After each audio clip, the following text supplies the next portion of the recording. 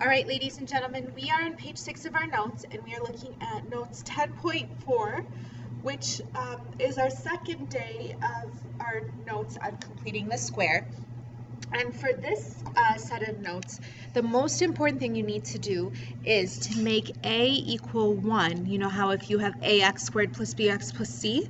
So you want to make a equal 1. It will make it a lot easier to complete the square if your a value is 1. All right, so let's take a look at question number 1. This is how you're going to do it. All right, so let's complete the square for the examples below.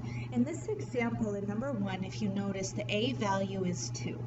So what I'm going to do is I am going to factor out a 2 from the a and the b values. And remember, we leave the c value alone. We don't touch it at all, okay?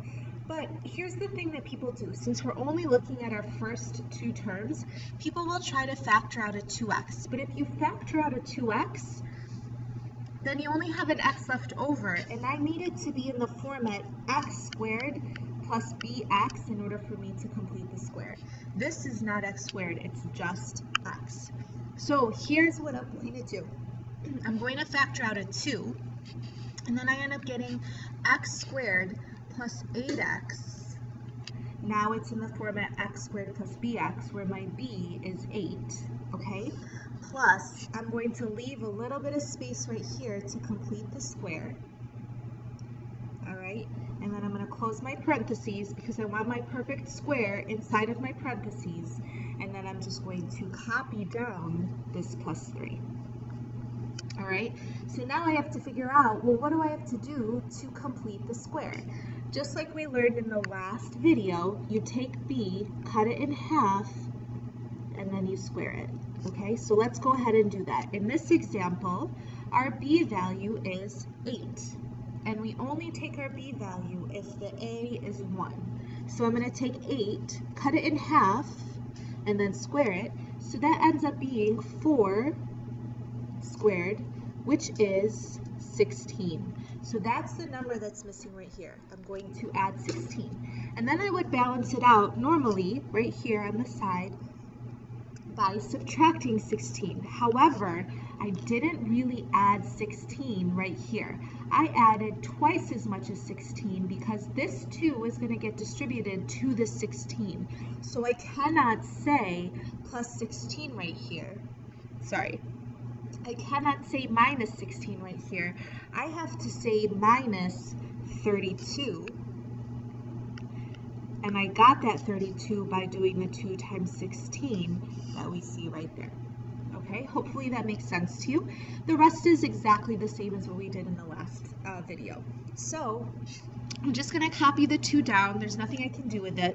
I'm going to write this out as a perfect square. So it's x plus 4 quantity squared, because when I square 4, I get 16. When I double 4, I get 8. And then I combine my like terms, and then I get minus 29. And that is my equivalent expression, okay? So let's just check to make sure if it's really the equivalent expression by multiplying everything out. So I would get 2 times x plus 4 times x plus 4 minus 29. Then this becomes 2 times x squared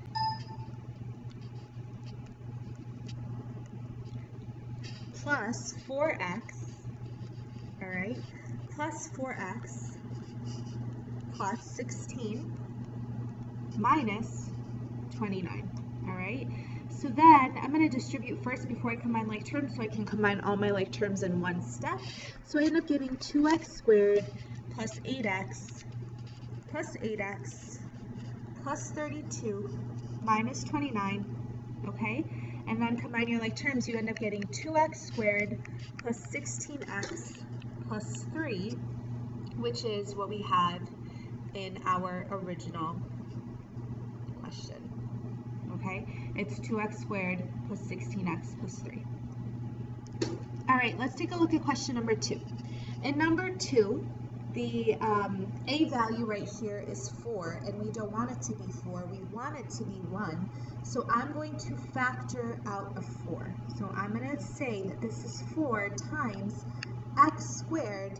Now when I divide this by 4, negative 2 divided by 4, I end up getting negative 1/2. So this becomes negative 1/2 x, and then I'm going to figure out what I'm going to add on to complete the square, and then I just copy down the rest of the problem, which is my minus 5 right here. Okay, so here's the thing. You're not going to try to make it so that you factor out the GCF. You are going to factor out the entire A value to force this to be a 1. And as a result, you might get fractions, and that is totally fine, okay? Now we're going to do the rest of this work using our brains, but I'm going to show you how to check it in your calculator. So I have to take my B value, which is negative 1/2 right here. So I have to take negative 1/2. I have to cut that in half, and then I have to square it, okay? But remember, when you are dividing by 2, that's the same thing as multiplying by 1/2. So this becomes negative 1/2 multiplied by 1/2, but it's still being squared. So then you end up getting negative 1/4. So negative 1/4 squared is equal to positive 1/16. So what I'm going to add on right here is a positive 1/16. To get rid of it, I would subtract 1/16 here. However, it's not 1/16. That is incorrect. It's not what I'm going to do. It's 4 times this 1/16. Okay?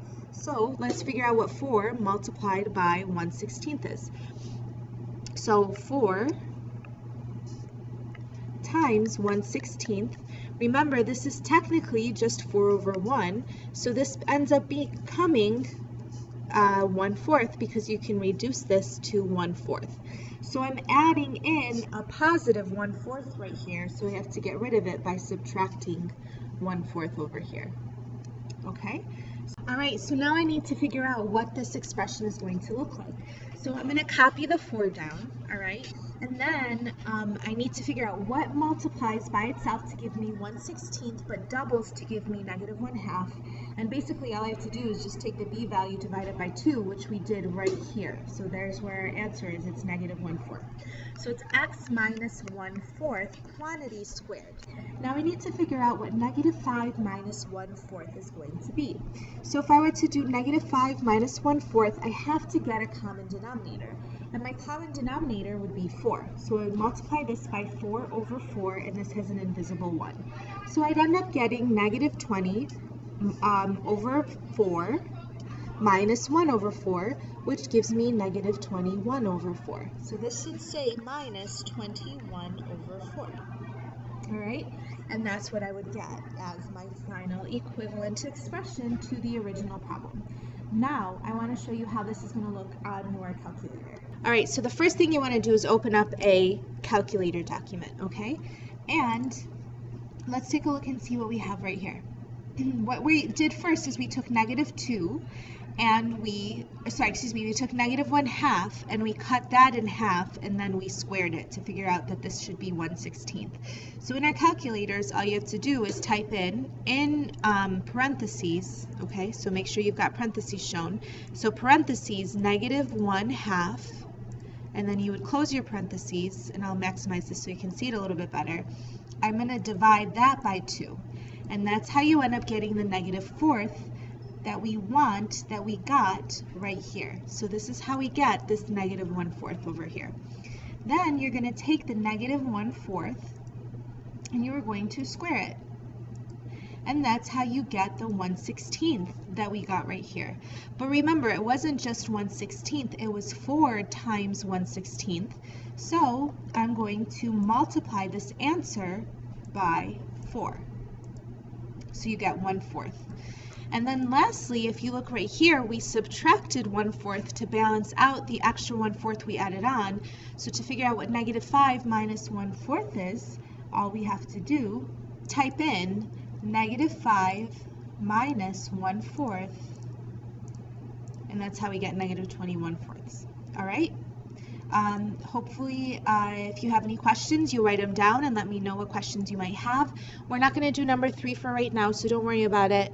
And that's all we have for today. Have a great day.